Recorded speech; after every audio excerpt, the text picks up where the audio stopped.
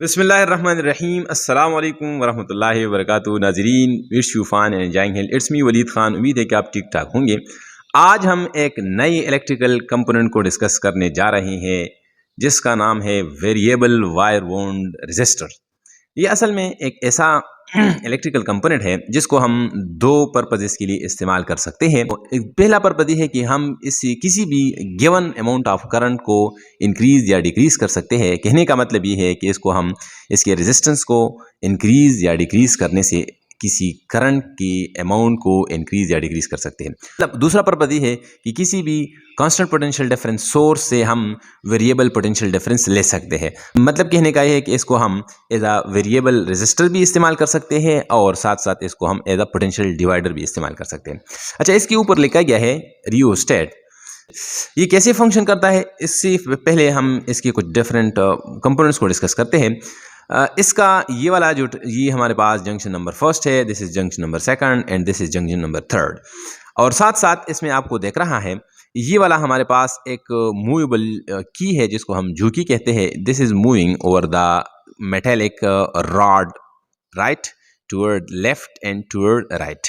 दूसरी बात यह है कि आपको जो ये सिल्वर ग्रे कलर नज़र आ रहा है, ये असल में ये एक मेटेलिक वायर है और ये आमतौर पर बनाया जाता है निक्रोम से या मैंगनीन से। Nichrome is actually a combination of nickel plus chromium. अच्छा जी, इसकी कंस्ट्रक्शन को डिस्कस करते हैं। कंस्ट्रक्शन में हमारे पास ये वाला जो है, ये is called junction number first, this is called junction number second, this is called junction number third and this is the metallic wire and this black thing is called movable key, yeah, this is called juki and it is sliding over the metallic rod toward left and toward the right। समझ आ गई बात? अच्छा जी, दूसरी बात ये है कि ये हमारे पास ये वाला जो आपको सफ़ेद नज़र आ रहा है, ये हमारे पास एक इंसुलेटर है। ये आमतौर पर पाइप है या सिरेमिक से बनाया जाता है जो कि नॉन कंडक्टर है। और इसके ऊपर ये जो है ये वायर आपको सिल्वर ग्रे कलर का जो वायर नज़र आ रहा है, ये असल में एक एलॉय है, मेटेलिक वायर है और ये एक स्पेशल एलॉय है, बनाया गया है। ये आमतौर पर बनाया जाता है निक्रोम निकल प्लस क्रोमियम से या मैंगनीन से या कंस्टेंटन से वायर। अच्छा, इसको क्यों इस्तेमाल करते हैं कि किसी कंडक्टिंग वायर को क्यों इस्तेमाल नहीं किया गया? तो जवाब ये है हजरात कि असल में इसको हम एक वेरिएबल रेजिस्टर के तौर पर इस्तेमाल करते हैं, तो इसी वजह से इसकी रेजिस्टिविटी जो है आमतौर पर कॉपर या सिल्वर से तकरीबन 100 टाइम्स ज़्यादा होती है। सो ज़्यादा रेजिस्टिविटी का मतलब ये है it will offer more resistance. More resistance का मतलब ये है it will control the flow of current. 12 volt battery connect की है और अभी ये देखना होगा कि ये हमारे पास टर्मिनल है इनके, ये हमारे पास पॉजिटिव टर्मिनल है, ये नेगेटिव टर्मिनल है। इसको मैं कनेक्ट करूँगा जनाब। इसके फंक्शंस को हम डिस्कस करते हैं कि how it operates and how it gives us variable current and how it gives us variable potential difference. अच्छा जी, इंशाल्लाह अभी आप इसको सीख सकेंगे अगले 5 मिनट में। हमारे साथ रहिए। अभी मैं इसके ऊपर ओहम्स लॉ को भी वेरीफाई करूंगा। मेरे पास वोल्ट मीटर भी है और मीटर भी है, इसको मैं भी डिस्कस करता हूँ। लेकिन पहले हम इसके फंक्शंस को डिस्कस करते हैं कि हाउ इट ऑपरेट्स। बैटरी के 2 टर्मिनल्स है, इसको मैंने एक को इधर कनेक्ट किया इसी जंक्शन के साथ और दूसरा वाला जंक्शन जो है इस ये मेरे पास एक लाइट सोर्स है। इस लाइट सोर्स के मैंने एक टर्मिनल के साथ कनेक्ट किया और दूसरी टर्मिनल को मैं अभी कनेक्ट करता रहूँगा। अभी इंशाल्लाह आप देखते रहिए, बड़ा इंटरेस्टिंग डिवाइस है, आप देखते रहिए। ये मेरे पास लाइट सोर्स है, इसको मैं कनेक्ट करता हूँ इसी रॉड के साथ। अच्छा, अभी करंट के पाथ को आप देखिए। Current is flowing through this wire and it is passing through this pure metallic conducting wire and it have to pass through this bulb। इसका मतलब ये है the current have to pass through a pure metallic conducting wire and it offers no resistance। that is why the bulb will show you full brightness। देख लीजिए, देखिए ओ माशाल्लाह, well done. अभी मैं अगर इसको मूव भी करता रहूं तो याद रखिए इसके मोशन से कुछ असर नहीं पड़ता, क्योंकि मोशन से असर इसलिए नहीं पड़ता क्योंकि ये मेरे पास एक कंडक्टिंग वायर है। अच्छा जी, इसकी कनेक्शन को मैं थोड़ा सा चेंज करता हूँ जनाब। इसको मैंने चेंज किया, इसके साथ मैंने कनेक्ट किया और दूसरी को मैंने इसके साथ कनेक्ट किया है। अभी मैंने इसको इसके साथ कनेक्ट किया। अभी करंट का पाथ ये है, current is passing through this path है जनाब। यहाँ से करंट आ गया और करंट यहाँ से इसी जो वायर कंडक्टिंग वायर है जो रैप किया गया है, इसी कंडक्टिंग वायर जो कि रैप किया गया है एक प्लास्टिक की पाइप के ऊपर, current is passing through this the whole nichrome wire. It means that अभी बहुत ज़्यादा लेंथ है और लेंथ ज़्यादा होने से क्या है, रेजिस्टेंस ज़्यादा है और रेजिस्टेंस ज़्यादा होने का मतलब है करंट ज़ीरो है। याद रखिए इसी कंडीशन में जूकी का कोई फंक्शन नहीं है, क्योंकि जूकी के साथ मैंने कनेक्शन नहीं किया। अभी मैं जूकी के साथ कनेक्शन करता हूँ, देखिए जूकी के साथ अभी मैंने कनेक्शन किया जनाब। अभी करंट का जो पाथ है, current is passing through from this positive terminal and current will have to pass this wrapped alloy अपने क्रोम, यहाँ से पास होते होते यहाँ आता है। लेकिन इन दोनों के दरमियान, इन दोनों टर्मिनल के दरमियान अभी रेजिस्टेंस इतना ज़्यादा है, इसी वजह से करंट हमारे पास जीरो है। अभी मैं जूकी को मूव करता हूँ इसी पॉजिटिव टर्मिनल की तरफ, तो इसका मतलब ये है अगर मैं इसको राइट साइड मूव करता हूँ तो कम हो रहा है।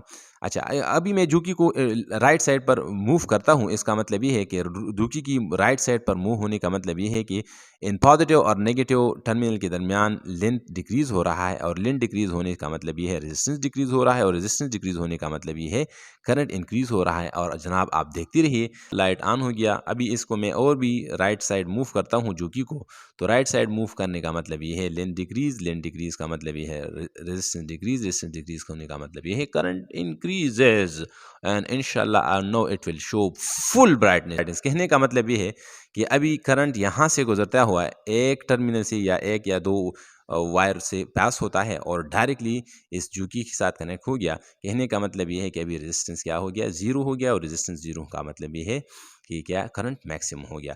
अभी अगर इसको मैं मूव करूंगा, लेफ्ट साइड पर मूव करूंगा, तो आप देखते रहिए अभी ये करंट लेंथ इन दोनों वायर के साथ, इन दो टर्मिनल के साथ लेंथ इंक्रीज हो रहा है। लेंथ इंक्रीज होने का मतलब ये है रेजिस्टेंस इंक्रीज, और रेजिस्टेंस इंक्रीज का मतलब वंस अगेन करंट डिक्रीजेस। देखते रहिए, oh what a special phenomena. उम्मीद है कि इंशाल्लाह आपको ये समझ आई होगी। अच्छा जी, अभी इसके टर्मिनल को मैं थोड़ा सा चेंज करता हूँ।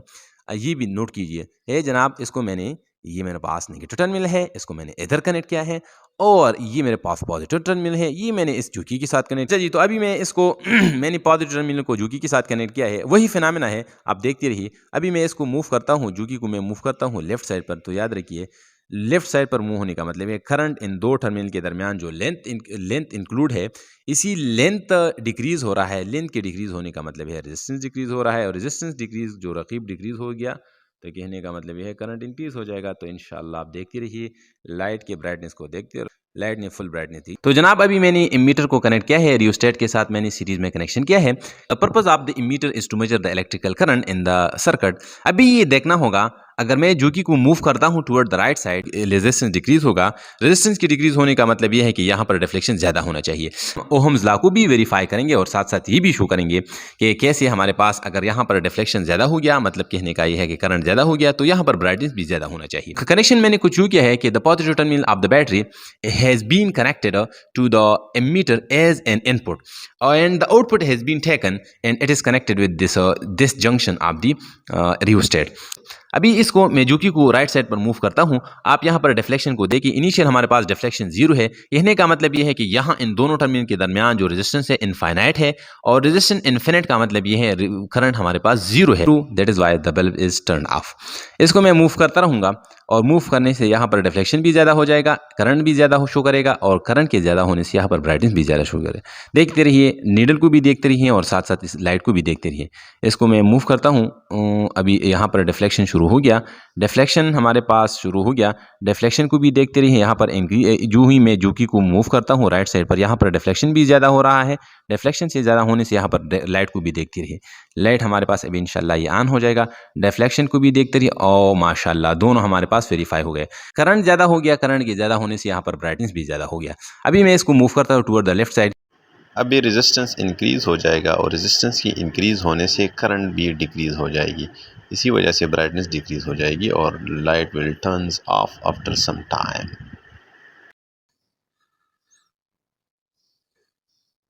Nazreen, now we have connected voltmeter and emitter simultaneously. As the voltage across the bulb increases, what happens?